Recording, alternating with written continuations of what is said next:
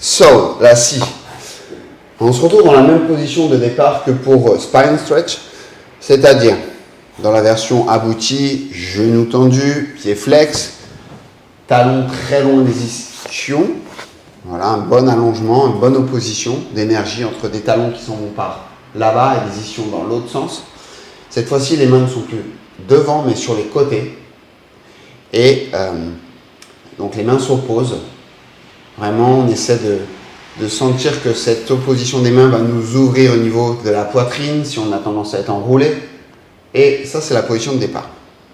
Ensuite, on va prendre une grande inspiration pour continuer de nous autograndir. On va commencer à tourner. Donc, on oppose toujours les mains. Même dans la rotation du buste, on va opposer les mains. Et on va, avec le 5e doigt de la main droite, donc l'auriculaire, on va venir scier le 5e orteil gauche.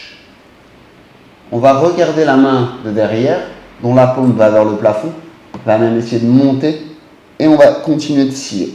Donc, on ne donne pas d'à-coups une fois qu'on est là, mais c'est souvent une confusion.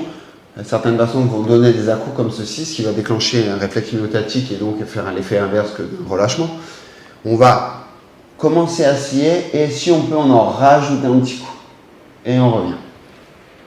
Pendant toute cette exécution, on cherche une rotation de la colonne, une flexion-rotation de la colonne, mais on veut maintenir l'équilibre des membres inférieurs stable. Donc, ce qui va se passer souvent, c'est qu'on va avoir tendance à avoir ce mouvement de bassin qui va donc bouger. Donc les signes, ça va être une jambe qui est en recul par rapport à l'autre.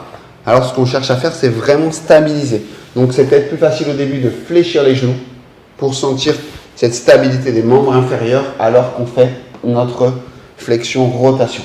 Et on regarde vraiment cette paume de main qui monte vers le plafond.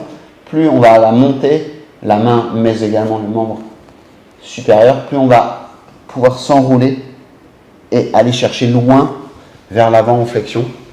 Ce qui va nous aider à, encore une fois, expulser un maximum de CO2, de déchets, pour ensuite inspirer, reprendre un maximum, ouvrir un maximum d'alvéoles pulmonaires pour ensuite aller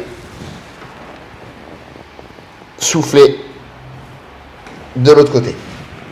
Voilà.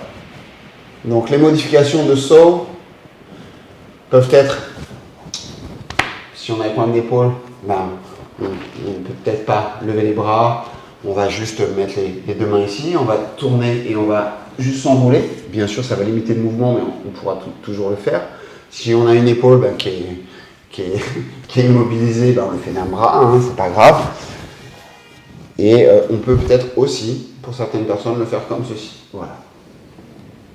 Ça va changer un peu le mouvement, mais les principes sont là.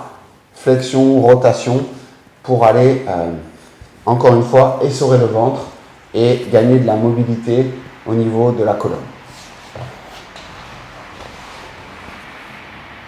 So.